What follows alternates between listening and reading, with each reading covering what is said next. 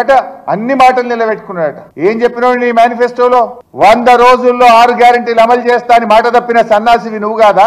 December లో ఇందిరమ్మ రాజ్యం వస్తుంది, 4000 పింఛన్ ఇస్తావా, నీ మన్మడు కాళ్ళొత్తుతాడని చెప్పి ఓట్లేయించుకొని మోసం చేసిన సన్నాసివి నువ్వు కాదా? ఇచ్చినవా 4000 పింఛన్? మహిళలకు 2500 రూపాయలు ఇచ్చినవా?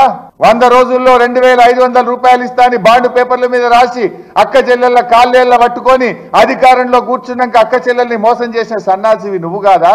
విద్యార్థులకు 5 లక్షల భరోసా కార్డు ఇస్తా అని మోసం చేసిన సన్నాసివి నువ్వు కాదా? ఏడాదిలోగా 2 లక్షల ఉద్యోగాలు ఇస్తా అని నిరుద్యోగులను మోసం చేసిన సన్నాసివి నువ్వు కాదా? ఇట్లా చెప్పాలంటే చాలా ఉన్నాయి. కానీ మేము ఇంతకాలం మర్యాద ఓపిక అని బట్టు వస్తున్నాం. కానీ మర్యాదకు కూడా ఒక హద్దు పద్దు ఉంటది. కానీ నువ్వేమో రెచ్చిపోయి నువ్వు ఇవాళ మా గురించి మాట్లాడుతున్నావు. నాకేందో వివరాలు పంపిస్తా సన్నాసికి అని మాట్లాడినావు. ఇవ నీకు పంపిస్తా వివరాలు.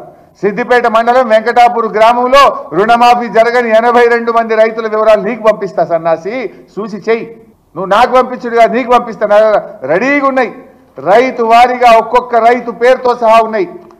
ఏ రైతుకు ఎంత రుణమాఫీ ఉంది, ఏ బ్యాంకులో ఉంది, ఎందుకు కాలేదో కూడా ఉంది. చదువుమంటే ఒక ఎగ్జాంపుల్, దండ్ల మహేందర్, ఆయనకు 38 గుంటలు ఉంది, రుణ బకాయి 50,200. ఎందుకు కాలే? ఆధార్కు బ్యాంకులో పాస్బుక్ లో వేరువేరుగా ఉంది.